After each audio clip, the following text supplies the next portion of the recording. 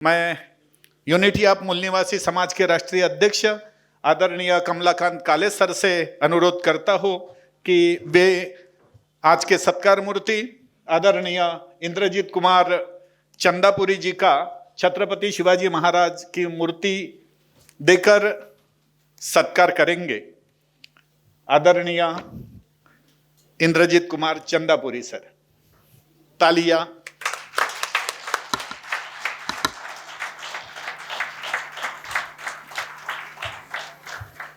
हमारे पाटिल साहब ने जो बातें रखी थी कि हमारे जो फोर फादर थे उनका नाम था बालाजी राव।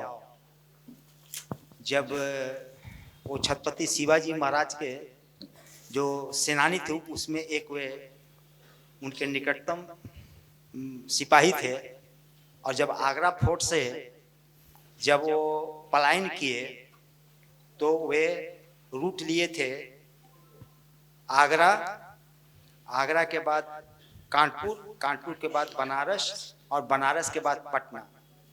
और इसी पटना में वो गंगा किनारे जो उसमें यहाँ पर औरंगजेब का पोता राजा था, अजीमाबाद नाम था इस जगह का, तो उसमें झोपड़ी का प्रदेश कहलाता था। और बुद्ध के पीरियड से, ये बहुत इंपॉर्टेंट बात है, बुद्ध के पीरियड से और पटना से गया तक आने का कौन सा मार्ग था जिस पर कभी बुद्ध चले होंगे, एक बहुत बड़ी बात है।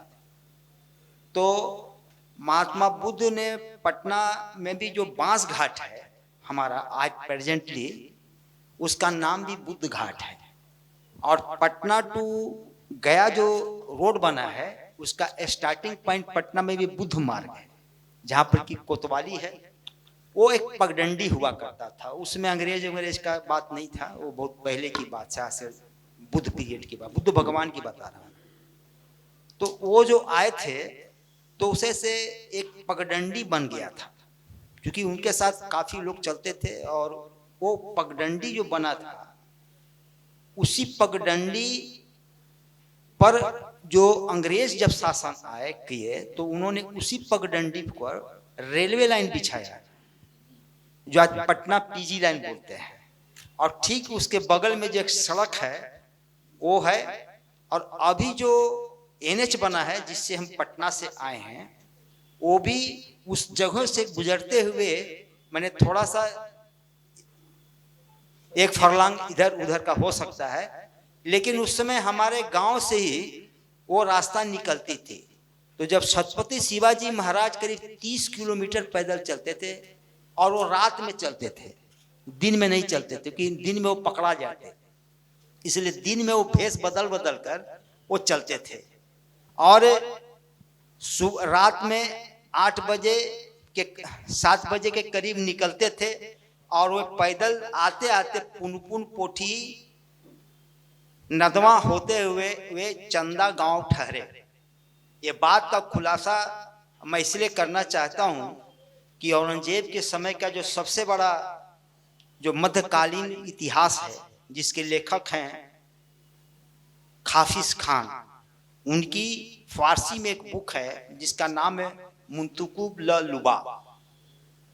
वो पुस्तक औरंगजेब के शासन काल का मध्यकालीन भारत का इतिहास उन्होंने ही लिखा था। उस किताब का सर एच.एम. इलियट जो अंग्रेज था, और उनका एक और साथी था जिसने 30 वर्षों तक उस किताब को फारसी से इंग्लिश में ट्रांसलेट किया था, और फिर इंग्लिश से हिंदी में ट्रांसलेट हुआ था। उसी किताब की प्रति में ये बात लिखी है कि शिवाजी महाराज पटना पहुंचा और भागते हुए एक ऐसी जंगल की ओर भागा जहां जानवर और आदमी को गुजरना मुश्किल था।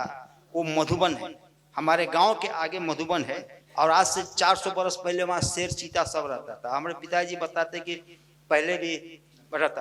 तो कहने के मतलब कि उसी रूट से आए, और उसी रूट से बौद्ध भी आए, और शिवाजी भी यहीं आए, बोध गया। ये बता देता हूँ, छत्रपति शिवाजी महाराज जी बोध गया है, और यहाँ से फिर टर्न लेकर वो पलामू डाल्टनगंज पहुंचे, और डाल्टनगंज में उनके नाम से एक शिवाजी पार्क है। तो ये कि मुझे बहुत आज खुशी की बात इसलिए हो रही है कि आज इस यूनिटी ऑफ मूल निवासी समाज में मैं एक चीफ गेस्ट के रूप में आज इन्होंने मुझे आमंत्रण किया और मुझे छत्रपति शिवाजी महाराज जो हमारे फोर फादर थे उनका आज मूर्ति हमें मिली है, तो इन्हीं बातों को रखना चाहता हूँ। बहुत बहुत धन्यवाद।